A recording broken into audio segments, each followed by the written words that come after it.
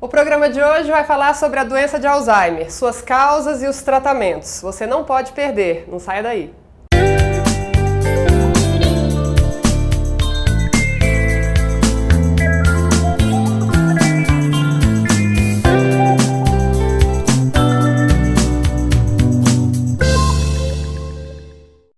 E para falar sobre esse assunto, eu converso agora com o Dr. Otávio Castelo de Campos Pereira, médico geriatra, graduado e especializado pela Escola Paulista de Medicina e Universidade Federal de São Paulo. Doutor, obrigado pela participação no programa. É um prazer estar aqui.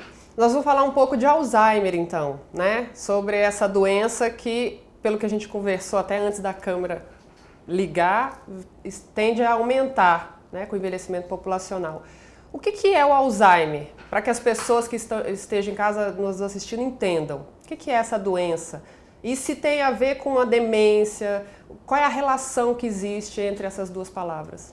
Existe uma família de doenças e o Alzheimer é o principal representante dessa família de doenças, que é uma família de doenças que acomete o cérebro. Então são doenças que fazem uma degeneração do cérebro por várias causas e o cérebro vai tendo um comprometimento físico dele, da função, e aí você tem três coisas que acontecem em todas as demências.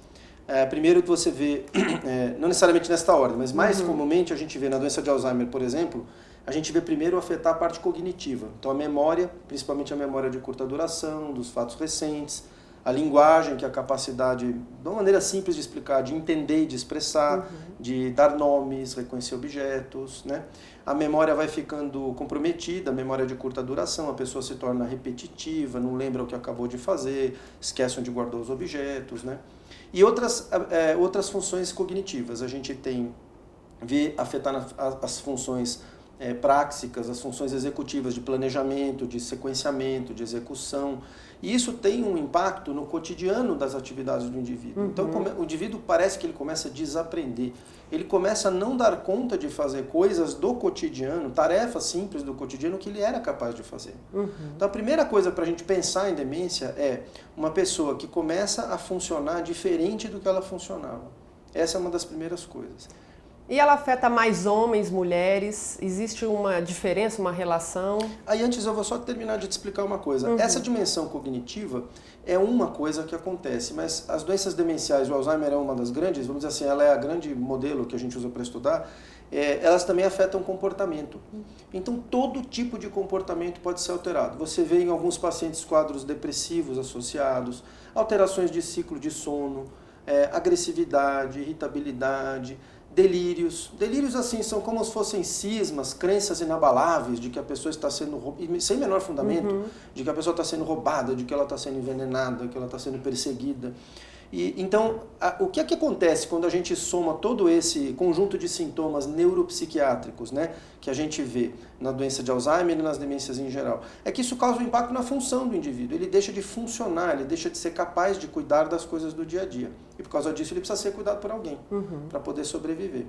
Agora, nas fases mais iniciais, isso é de um jeito, depois a gente pode comentar, e nas fases mais tardias, à medida que a doença avança, as coisas vão se mostrando de uma outra forma, né? Veja, você tem uma prevalência da doença, das demências em geral, aumenta muito com a idade.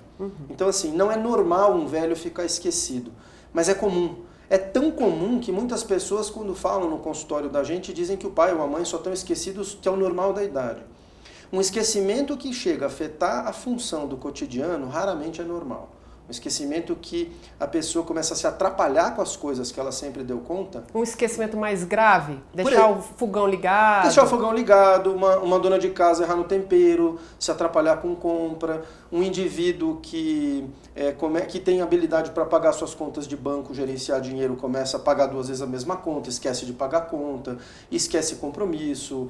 Também tem uma outra esfera que a pessoa fica sem orientação no tempo e no espaço, então a pessoa se perde em lugares que eram conhecidos. Na vizinhança de casa, onde mora há décadas, a pessoa se perde. Num trajeto conhecido de carro ou de ônibus, um trajeto conhecido que ela costuma fazer, ela não sabe bem onde está. Então, o que acaba acontecendo é que o indivíduo não consegue ser capaz para as coisas do dia a dia. E no começo, na doença de Alzheimer, por exemplo, isso é extremamente leve. É muito leve. As pessoas têm consciência disso? Geralmente não.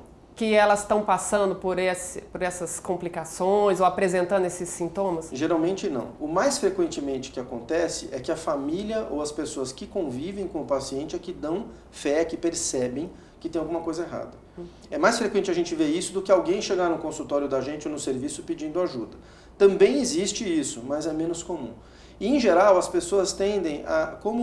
Se a gente pegar, por exemplo, quando eu falei demências em geral, só para ilustrar, as demências em geral você tem várias. Você tem a doença de Alzheimer, tem a demência vascular, que é por insultos de pequenos derrames cerebrais, vamos dizer assim, mais frequentemente, ou grandes derrames cerebrais que afetam as funções. Você tem outras doenças neurodegenerativas primas, digamos assim, da doença de Alzheimer, como a demência frontotemporal, a demência por corpos de Levy, né? Tem várias, tem a demência associada à doença de Parkinson. E como é que o diagnóstico é feito diferenciando esses tipos de demência para que o Alzheimer seja, então, a primeira coisa para todas essas doenças é fazer a suspeita diagnóstica. É a coisa mais importante, a suspeita diagnóstica. Que assim, suspeitou que tem isso, leva para avaliação especializada. E o médico, como é o jeito que a gente faz? Primeiro a gente vai perguntar para a família quais são essas deficiências no dia a dia, a gente vai explorar todos esses domínios cognitivos, a função cotidiana do indivíduo, o que ele perdeu, vamos dizer assim, o que ele não está funcionando igual como ele era antes, no que ele está se comportando diferente do que ele era antes, por exemplo, mudança de jeito de ser, da personalidade. E aí a gente vai ver como a cronologia dos sintomas, que sintomas que começaram primeiro, como é que eles vêm evoluindo, se eles estão piorando progressivamente. Porque as demências todas têm uma coisa muito importante que as define. Todas elas são progressivas, todas elas são irreversíveis. Existe uma causa para acontecer isso? Ou só o envelhecimento justifica? Existem algumas causas, aí a gente pode falar de algumas demências, né? Mas assim, você tem várias causas para justificar. Na doença de Alzheimer, por exemplo, não existe uma causa conhecida. Aí eu vou fazer uma distinção, até porque a gente teve aí agora recentemente um filme, né? Para Sempre Alice, isso, né? Excelente o filme, um filme que ganhou o Oscar, né? E que esse filme, para ser feito, ele teve uma consultoria da Alzheimer's Association, que é uma associação que cuida desses assuntos nos Estados Unidos. Foi muito bem, a instrução científica do filme foi muito bem feita. Agora tem que fazer uma distinção. Aquele filme ele fala sobre a doença de Alzheimer de início precoce, quer dizer, a doença que começa antes dos 50 anos, que graças a Deus é a minoria dos casos. São 400 e poucas famílias no mundo que tem aquilo. E por que isso é, graças a Deus, que é a minoria dos casos? Porque a doença precoce, ela tem uma carga genética fortíssima, que é aquilo que a gente vê no filme. Se a mãe teve e o filho tem o gene, ele vai ter a doença com 100% de chance de certeza. Agora, como é a minoria, a maioria dos casos de Alzheimer são os casos que a gente chama de esporádicos ou casos tardios, quer dizer, os que começam na velhice a partir dos 60 anos. Esses não existem fatores de risco genéticos, existem genes que aumentam a chance a pessoa ter, sim. Mas mesmo as pessoas que têm o gene não têm certeza de que vão desenvolver a doença. Então são genes de risco, de predisposição para ter, e não tanto de causa, assim, de determinação de que vão ter. Agora, quais são os fatores de risco mais importantes para desenvolver tanto a doença de Alzheimer, ela mesma, quanto demência vascular ou as outras? São alguns. O primeiro deles é a idade. Quanto mais velha uma pessoa é, mais risco ela tem de ter doença de Alzheimer ou qualquer demência. Para você ter uma ideia, aos 60 anos, 2% das pessoas têm demência. E essa taxa, que a gente chama de prevalência, mais ou menos dobra a cada 7 anos de vida. Quer dizer, aos 60, 2%. Isso vai dobrando, de tal sorte que aos 90 anos, metade praticamente dos idosos tem algum grau de demência. Mesmo que esses idosos tenham tido uma vida diferenciada, por exemplo, com leituras, com... Isso, aí esse é um ponto importante. O que é que protege também? Outro fator de risco, a baixa escolaridade. Né? A baixa escolaridade, a baixo estímulo intelectual, mas isso assim, não é só fazer palavra cruzada não, é a pessoa que sempre teve estímulo cognitivo, que tem um nível de estudo mais alto e que a pessoa também está em frequente estímulo cognitivo, desafiando o cérebro, aprendendo coisas novas. Agora, é muito importante lembrar do seguinte, o fato de a pessoa ter estímulo cognitivo sempre vai ajudar a pessoa não ter a doença, ou se for para ter, postergar o início dela, mas não elimina a possibilidade de ter. Tanto é que nós temos verdadeiros gênios na história, pessoas assim fantasticamente preparadas e que têm doença de Alzheimer e até cedo. É o caso do filme Para Sempre Alice, era uma professora universitária premiada e tudo, e que desenvolve a doença. Mas voltando, existem outros fatores de risco, além da escolaridade e da idade, que são os fatores de risco que a gente costuma dizer assim, o que é bom para o seu coração é bom para o seu cérebro. Por quê? Porque as pessoas já sabem que não é bom fumar, já sabem que bebida alcoólica precisa ser consumida com moderação, que quem tem diabetes, pressão alta, colesterol alto precisa controlar direitinho, que é bom fazer atividade física. Todas essas coisas que eu estou dizendo, que são boas para o coração, elas também são boas para o cérebro. Todas elas, sem exceção, são boas. Então, se você tem pessoas em que você tem esse preparo de vida saudável, essas pessoas certamente estão tendo uma qualidade de saúde cerebral que há estudos que mostram que se for para elas desenvolverem a doença, existem cálculos, elas provavelmente vão desenvolver isso depois. Mais tarde. Conseguem postergar, vamos dizer assim. Isso é um pouco aproximado, mas em linhas gerais é isso. Doutor, nós vamos para um pequeno intervalo, voltamos para falar dos tratamentos, se existe cura e o que essa doença causa de impacto também em relação à sociedade, né? O que a gente tem aí de novidade e tudo mais sobre o Alzheimer para a gente finalizar e deixar todo mundo por dentro do assunto. A gente vai para um pequeno intervalo, voltamos já já, não sai daí.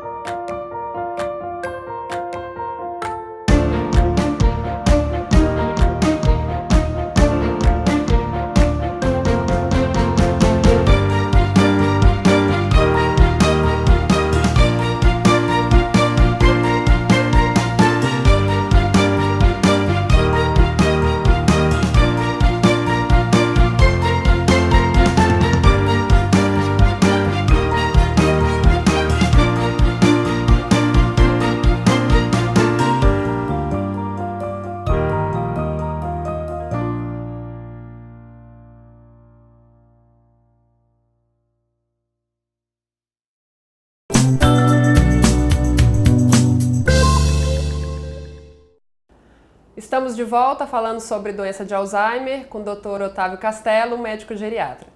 Doutor, no segundo bloco ficamos de falar sobre tratamento, mas antes disso, o que pode ser falado sobre os estágios da doença? Existe uma diferença entre os estágios que vai estar relacionado de repente com o tratamento ou com a qualidade de vida do paciente?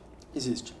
Você tem basicamente 3 classificações de estágio. O estágio inicial, o intermediário ou demência moderada, na doença de Alzheimer, isso é bem claro, e estágio avançado. Algumas pessoas dividem o estágio avançado em estágio terminal também.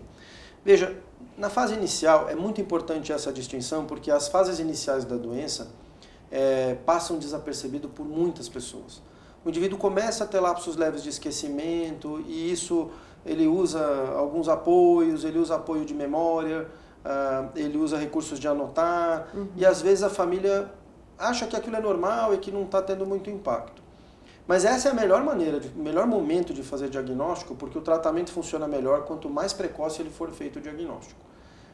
Na fase já intermediária, a pessoa já tem um comprometimento de memória que é visível mesmo. As pessoas já percebem que ela falha. É uma pessoa que você tem um encontro social com ela numa festa de aniversário ou num evento qualquer e você percebe que ela se atrapalha. Ela já tem uma dificuldade de linguagem maior, de se expressar, ela já se confunde nos lugares, então é uma pessoa que já chama mais atenção. E na fase intermediária também tem transtornos de comportamento. A repetição é na fase intermediária ou na inicial? Na inicial. Na fase inicial você vê o paciente ficar repetitivo, ele começa a perder os objetos, se atrapalhar com o compromisso, pode se perder em trajetos comuns. Mas em geral essas coisas, uma das coisas importantes que caracteriza a doença de Alzheimer é que ela tem um início muito devagarzinho, lento e gradual. O presidente Ronald Reagan morreu com doença de Alzheimer. E há sinais assim sugestivos de que no último ano da presidência ele já tinha sinais da doença. Durante o governo? Como presidente. Quer dizer, então você veja, no começo a doença não é tão incapacitante assim. A pessoa ela consegue se organizar um pouco. Mas isso vai piorando. A gente vê isso naquele filme Pra Sempre Alice, que ela faz uma série de estratégias de memorização, de lembrança. No comecinho ela vai dando conta da vida dela. E mais na frente a gente já vê o que acontece, em que ela guarda o celular dentro do congelador, ela não sabe mais nem quem ela é. A doença vai levar a uma situação onde o indivíduo no começo, ele leva uma vida praticamente normal, ele dirige, ele controla a conta de banco, ele conhece todo mundo e tem alguns lapsos de memória. E na medida que isso se acentua na fase mais moderada, e a fase moderada é aquela na qual os transtornos de comportamento são, a maioria dos transtornos de comportamento é mais visíveis. É quando a irritabilidade é mais frequente, os transtornos de alteração de sono, as cismas, que são os delírios, alucinações e outros vários também. Distúrbios, por exemplo, de apetite para mais ou para menos, né? Agora, existem outros transtornos, assim, para ser rigoroso, de comportamento, que a gente já vê às vezes desde o começo. Um certo grau de apatia e de desinteresse, sintomatologia depressiva, isso é bastante comum na fase inicial também. E tudo vai sendo tratado paralelamente. A gente sempre tem que, o médico tem o dever de identificar quais são esses sintomas mais importantes e endereçar os tipos de medicamento mais adequados para cada coisa. Falando de tratamento, que foi o que você me perguntou, a gente tem, assim, o carro-chefe do tratamento hoje ainda são remédios que não existe cura para a doença de Alzheimer e não existe cura para nenhuma das demências. Com exceção feita a um conjunto pequeno de doenças que são chamadas de potencialmente reversíveis, que aí não são exatamente demências, são doenças assemelhadas, e é por isso que a investigação diagnóstica tem que procurar excluir causas que simulam, que são camaleões, que parecem demência, mas não são. Então, como é que a gente faz o diagnóstico de doença de Alzheimer? A gente vê uma história sugestiva, uma história clínica, né? Um desenrolar dos sintomas e dos fatos sugestivo, a gente testa o paciente avaliando a memória dele com testes que a gente faz no consultório ou que uma psicóloga especializada em neuropsicologia faz. E aí a gente soma isso à imagem de ressonância ou de tomografia do cérebro, a exames de sangue, e esse conjunto de coisas, né, e a ausência de outras causas que poderiam simular a doença de Alzheimer, como um hipotireoidismo, por exemplo, um cálcio exageradamente alto no sangue, uma sífilis cerebral oculta. Tirando essas coisas, a gente acaba fazendo o diagnóstico. E aí, quando a gente, então, voltando a falar de tratamento, na fase inicial nós temos remédios, porque a doença de Alzheimer tem uma morte maciça num primeiro momento dos neurônios que são mediados por uma substância, um neurotransmissor chamado acetilcolina. Então, a base dos remédios, a maioria dos remédios, é para aumentar a quantidade de acetilcolina funcionante no cérebro e aí a gente consegue uma melhora da cognição e um pouquinho do comportamento. Isso faz com que a doença consiga ser controlada por mais tempo? A expectativa de vida aumenta? Isso faz com que a gente consiga frear um pouco a evolução da doença, mas isso é variável. Há casos em que isso funciona com mais intensidade, a gente breca mais, tem casos que não respondem tão bem. Tem casos que brecam tanto que você tem a impressão que a doença estacionou. O paciente fica meses só com a medicação. Só com a medicação. Não é só a medicação. Porque existe também, então, um tratamento que é paralelo ao tratamento médico? Existem algumas coisas que podem ser feitas, a literatura não é totalmente, né? Ainda tem muita coisa sendo tentada. Existe, por exemplo, isso que eu estou dizendo para você primeiro dos remédios, a gente tem esses remédios e tem alguns outros, assim, tem a memantina, que é para a fase posterior, tem antidepressivos para sintomas depressivos, tem tranquilizantes para sintomas delirantes, enfim, tem um arsenal de medicações. Mas a medicação específica são esses relacionados principalmente à acetilcolina e algumas coisas que a gente está vendo chegar de estudos novos, bem recentes, recém-publicados, aproximadamente 2 meses, mas que ainda também não mostraram assim uma função tão grande.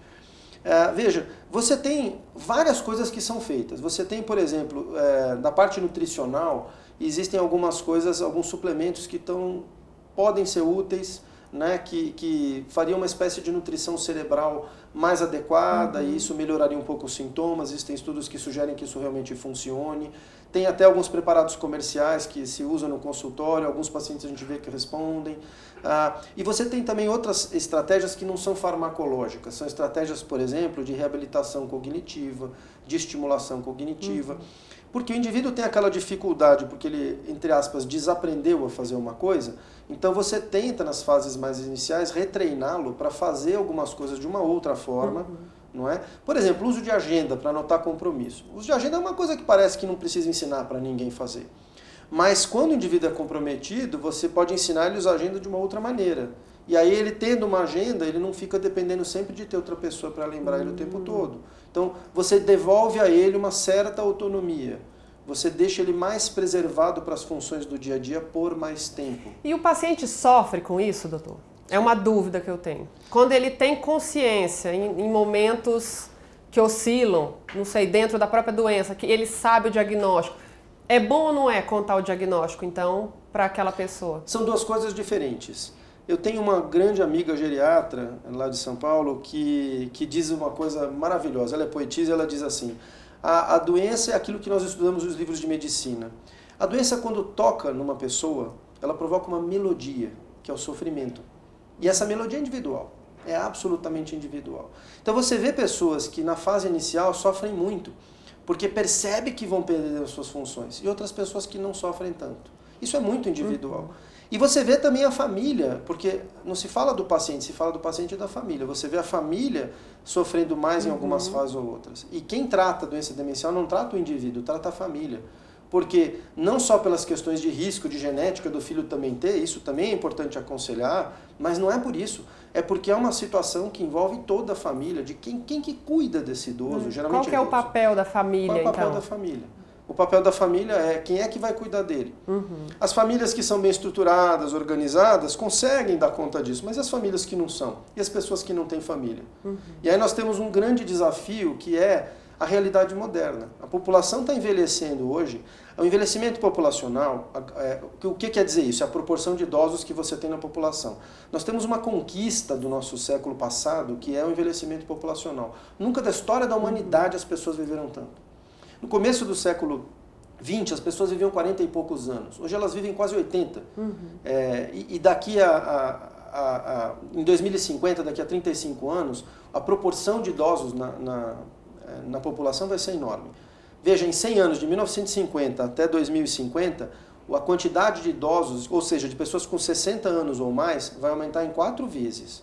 Vai pular de 6 e pouco por cento para 25%.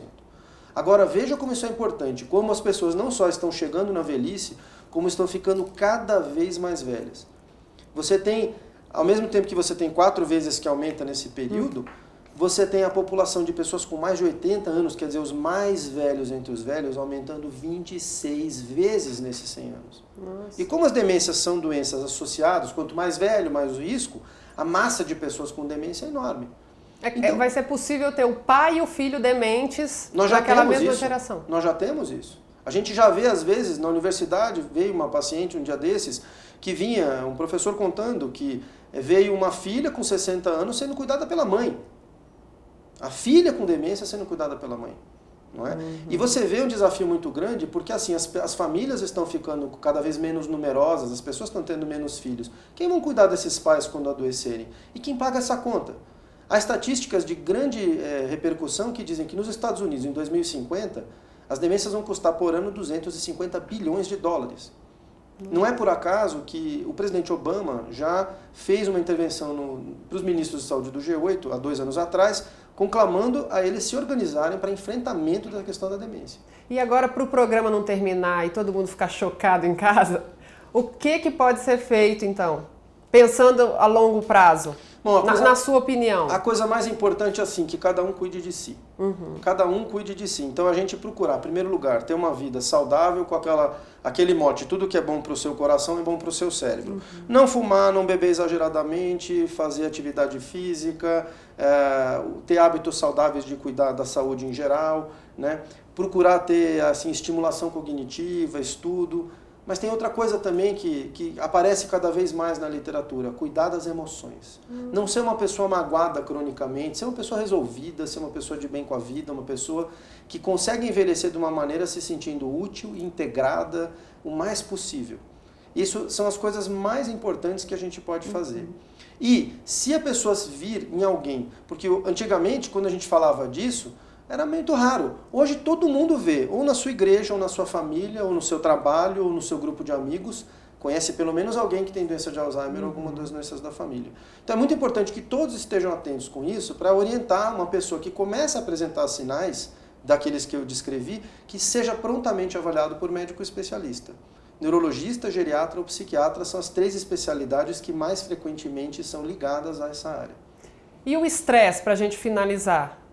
Ele pode levar uma pessoa ao Alzheimer Não. Tem relação, não tem? Não, não tem relação. Aquela pessoa que às vezes está esquecendo das coisas, fala, eu acho que eu já estou começando a ter algum sintoma. Mas aí não é Alzheimer, é estresse. A apneia do sono, por exemplo, grave, que é aquela pausa respiratória, que a pessoa tem um sono de má qualidade, uma doença muito séria, que nos Estados Unidos é a principal causa de morte de motorista no volante, que a pessoa dorme no volante, tem sonolência, ela, por exemplo, ela mimetiza a doença de Alzheimer, porque a pessoa chega no consultório do médico, às vezes, muito ruim da memória. E não tem nada a ver com Alzheimer. É falta de sono. Sintoma de menopausa de mulher da meia-idade não tem nada a ver com Alzheimer. Então, assim, o alarme tem que ser dado mesmo a partir dos 60 anos. Antes pode acontecer, pode, mas é muito raro. Mas estresse não causa isso por ele mesmo, assim. Eu achei que eu já estava com... Todo mundo acha.